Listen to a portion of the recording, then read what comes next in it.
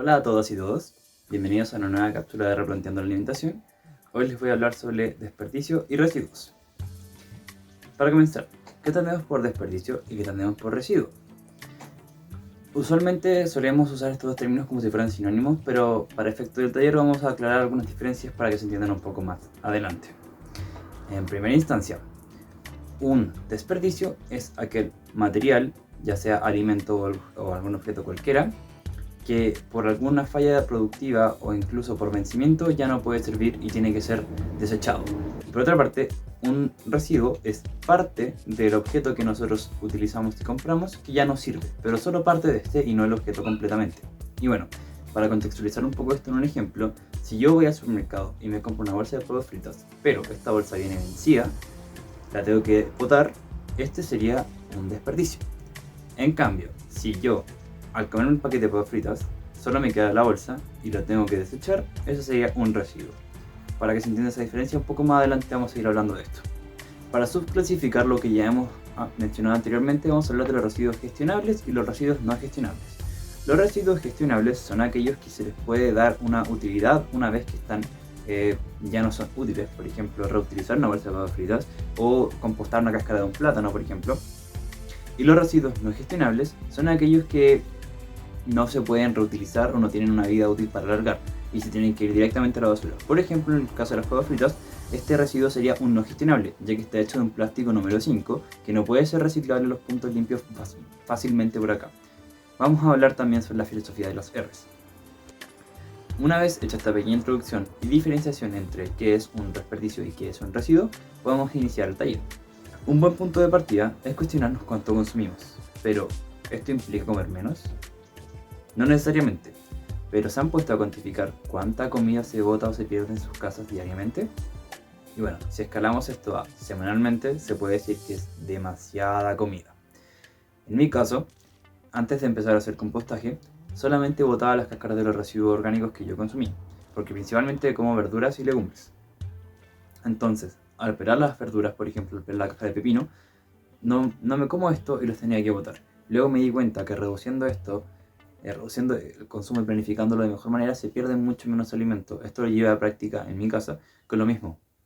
Planificar la semana, ver qué es lo que se va a comer, cuánto se va a comer y lo que no se puede guardar, para que no se genere un desperdicio y no tampoco botar residuos o la menor cantidad de residuos posible.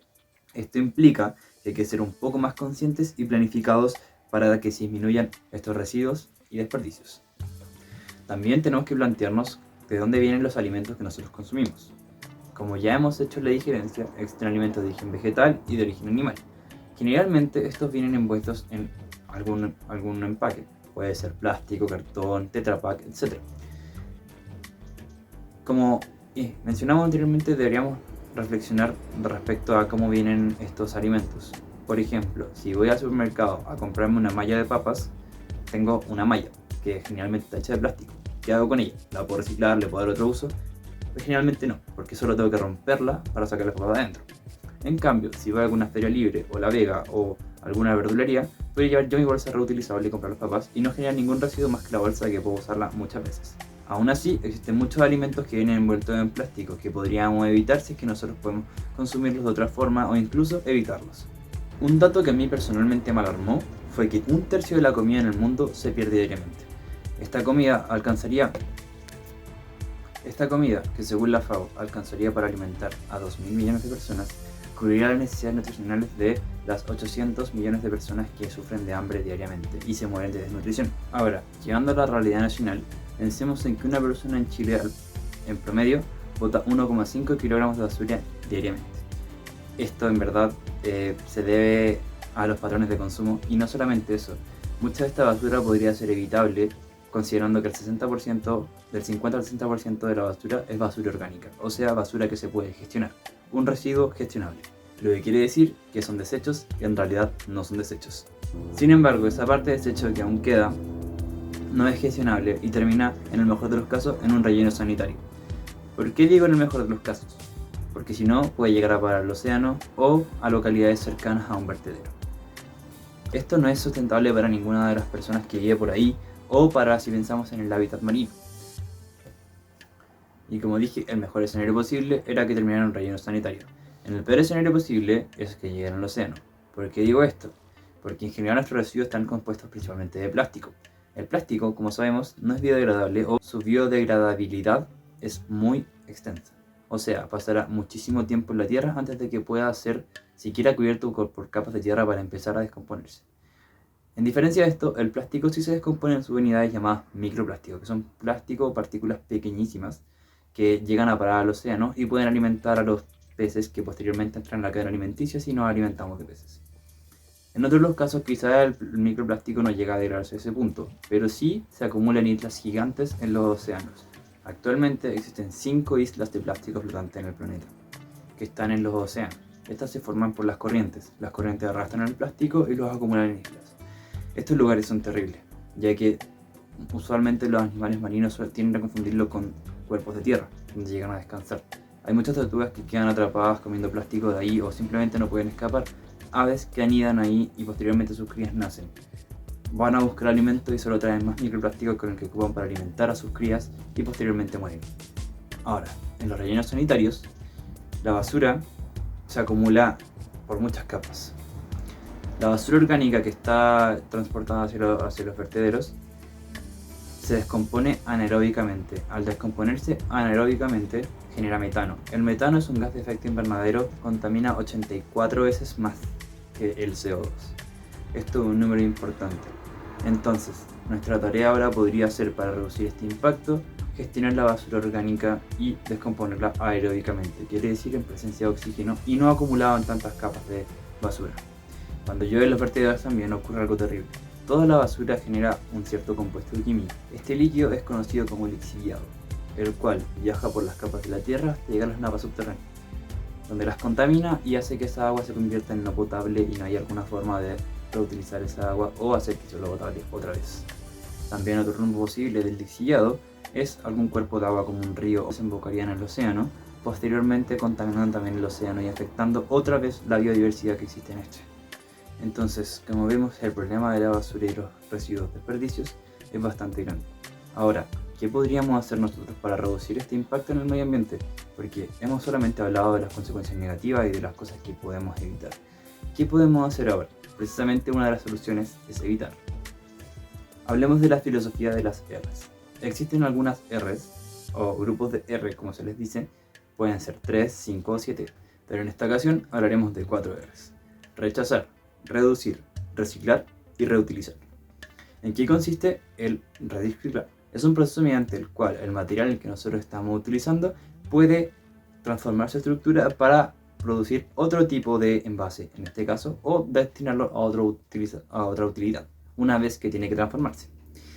El reducir implica básicamente eso, consumir menos del tipo de lo que estamos haciendo, por ejemplo, consumir menos plástico.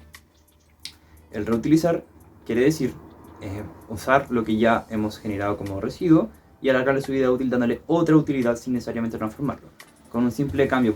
Por ejemplo, un envase de bebida plástico, cortarle la parte de arriba y ocuparlo como un macetero. Y por último está rechazar.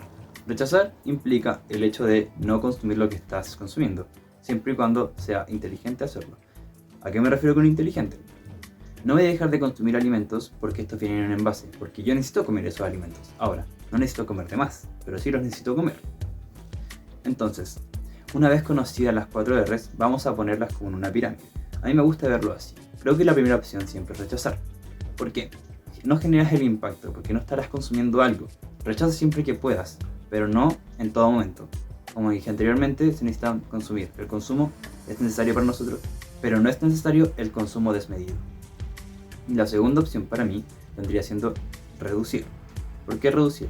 Aún así estoy generando un impacto en el ambiente, pero si consumo mucho menos que antes, voy a generar un impacto menor. Por ejemplo, si antes me consumía 5 litros de leche de vaca a la semana, podría reducirlo a 1 litro de leche de vaca a la semana y con eso estaría evitando el Tetra Pak, que es muy difícil de reciclar, y más encima estaría reduciendo mis emisiones de carbono, huella hídrica, uso de suelo, etc. Ya que estaría consumiendo menos de lo que lo hacía anteriormente.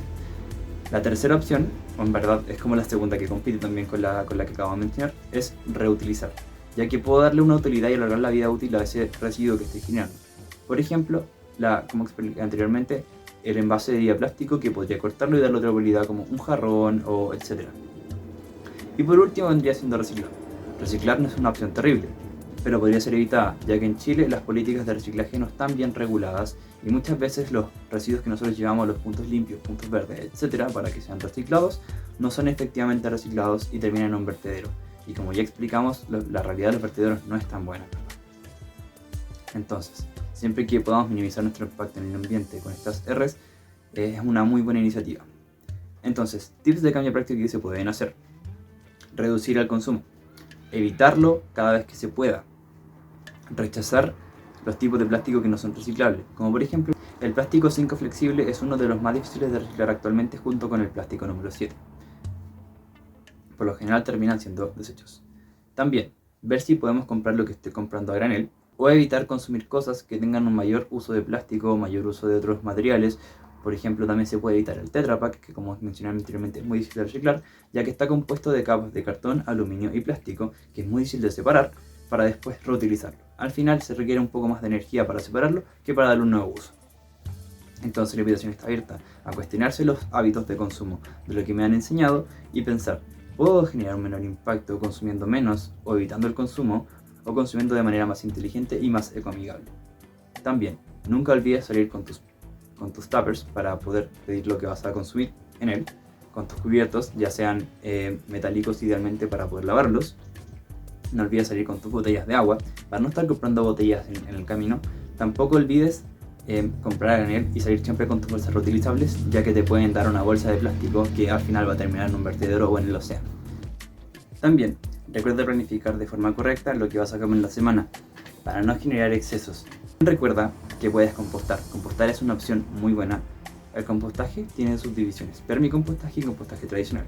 El permicompostaje requiere la ayuda de lombrices californianas o lombrices comunes y corrientes que puedan manipular tus residuos orgánicos para después transformar su excremento en abono para las plantas. Bueno, con esto espero que te haya quedado muy claro. Cualquier duda nos puedes hablar o puedes preguntar la sesión en vivo. Hasta luego.